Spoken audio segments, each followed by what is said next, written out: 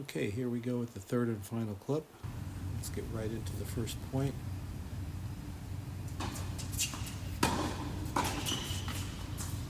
All right. Um, okay, so let's key in on Karen here. Number one, positioning wise, Andrea, good stuff. You might want to encourage yourself to move a little bit more into the middle of your box, I think a little close to the alley. But we're really keying in on Karen on this one, and this is what I mean. Okay, Karen's partner's hitting the ball, and you can see Karen is just looking straight across here. I've always said that, yeah, you want to take a quickie little glance, and you do emphasize quick glance. Make sure it's very quick, because what happens here, watch this, by not paying attention to the opposite net person, watch where Karen's starting. So Laura hits the ball, and Karen picks up the flight of the ball, but she's moving forward. So the question is, why would she be moving forward if the opposite net person, in this case we have Andrea, is getting her racket on the ball? If anything, you would be holding your position and maybe backing up a step. And by moving up into this position, watch what happens by moving up when someone's poaching that ball there. The ball gets on you too quickly and you're handcuffed. So we all know pretty much the rule of thumb is when you're in Karen's position here, you can release from that position after you see that that ball's gone by this person. And sometimes we assume our partner is getting by that net person. Don't assume anything. Wait until it happens, and then you can release forward into the court. Okay? So let's move on forward here to the next point.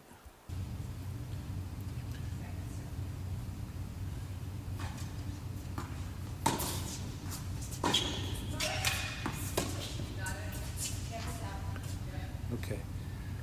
Why did I show this point? That's a good question. Let's back up here. Oh, I just remembered. Okay.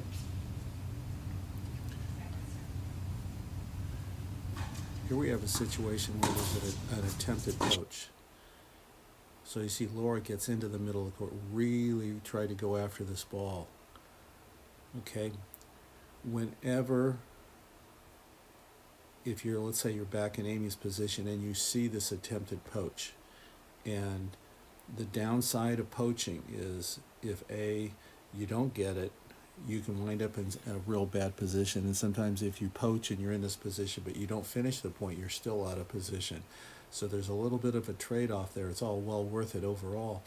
But when you see an opponent who tries to poach, your first order of business from Amy's position is, hey, come forward, because if I can get the next ball in the air, I can catch that person out of position and basically have a free, just a free shot. And you can see how close Laura is. And I know Karen missed the shot, it was a little bit out, but the point being is that when you catch your opponents in a tough position, how to react right away, and just trust that that's the right thing to do. Okay? So let's move on forward here to our third point.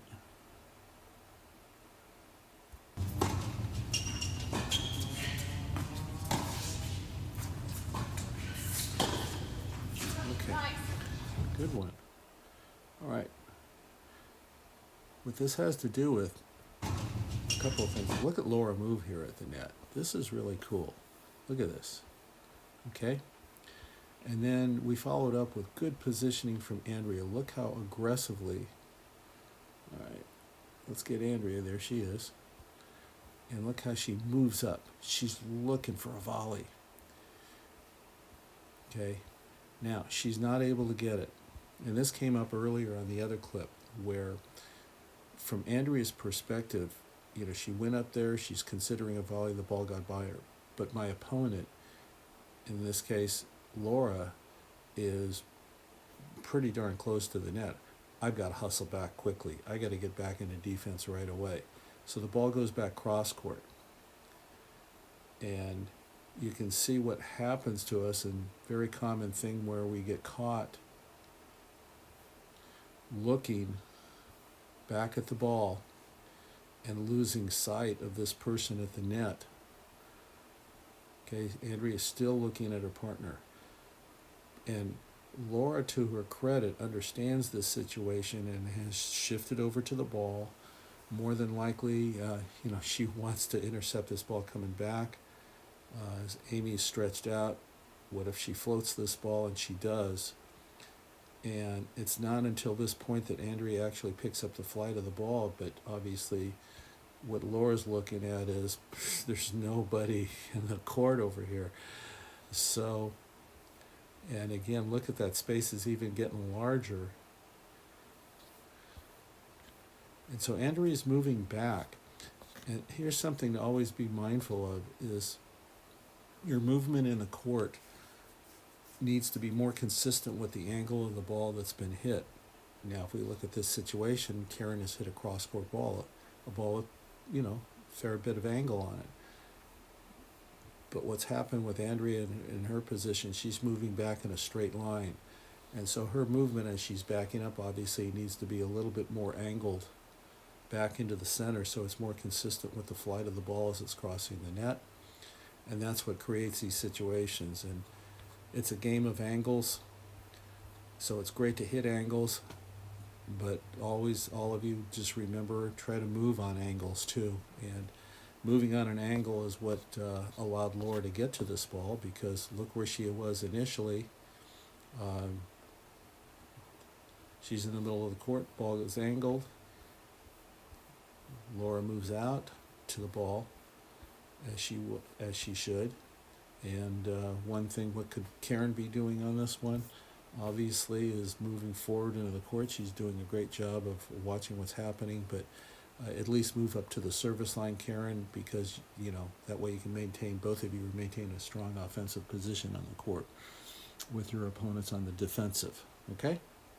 So enough said on that one. Let's move on forward to our next point here. Let's see what happens.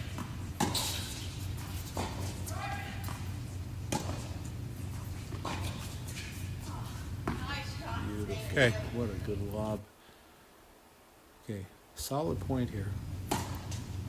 And what we see is Andrea's on her way in behind a good solid return. And then when that ball's returned, again, Andrea, you can see how Laura started tracking out to the ball over on Amy's side of the court. And again, just be a little bit more mindful of backing up a little bit quicker and into the center of the court, and you'll be good. Okay. Now here's the interesting point of this point. Amy hits a relatively short ball, so Karen's moving up on it. Karen's got a responsibility. She's got to do something with this ball so her and her partner are not vulnerable, and I like what Andrea is doing. She stayed up at the net right now because Karen is dealing with a low ball to a two-handed backhand, so in case she pops it up, she's in great position to pick that up. And here, Karen plays the ball back to Amy. And it's at this point where Amy, you can see where the ball's bouncing. It's just right around the service line. Easy ball to deal with. I mean, she can drive or lob. And right now, Laura's up closer to the net. And Karen, what I would suggest to you at this point is just stop right there. Because if it's driven, Laura's in a good position to maybe pick it off. But we've got to have some coverage on the lob because Amy has plenty of time. And you're still moving in. And there it is. And we just got caught. So you can see look where Amy's hitting the ball from. It's from a relatively low position, a slow ball. And she sees you running forward and she knows the opening is right back over your head. So in those kind of situations, she has two choices, hitting a drive or a lob, Karen. And anybody in that situation, hover closer to your service line. It's a more conservative position where if a lob comes up, you can cover it. And if it's a drive, you can still cover that. But coming in that aggressively in front of your service line on a ball like that, you will usually find you on the losing end of the point, and opponents just lobbing you and going, oh my God. So what's the easy fix to that? Be conservative with your positioning when the shot doesn't put your opponent in as much trouble. And coming away from that point, just a reminder to yourself that, hey, look, on short balls, I've got to do something a little bit more challenging to the ball that makes it tougher on my opponent, because you're in a basically just in a position where they can do anything they want. Okay, so enough said on that. So let's see here. I think we've got one more point here to look at before we call it a day. And let's see what we've got.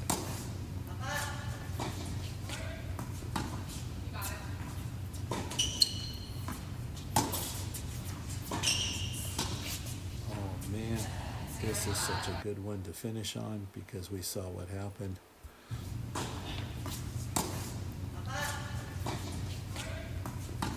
Okay, watching Laura at the net. Okay, let's look at where Laura is at this point. She's just in front of her service line, and she saw something. And what does she do? She improves her positioning. Her instincts told her to move up. She's right in the middle of the court. She's not near the middle, she's up into the middle.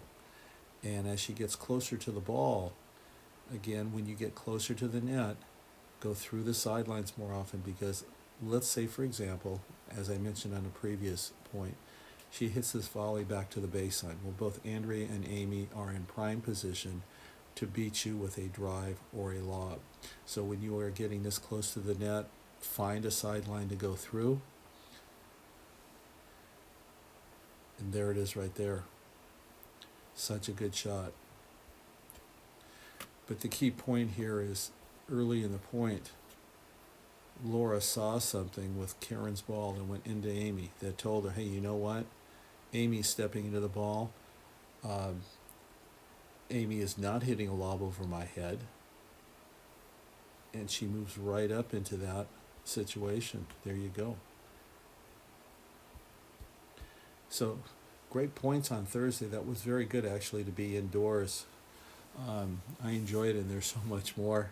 And everybody, just keep doing what you're doing out there. This is just be aware of your spacing on the court, and get into the middle more often. Get closer to the net when you know they're not lobbing. Okay?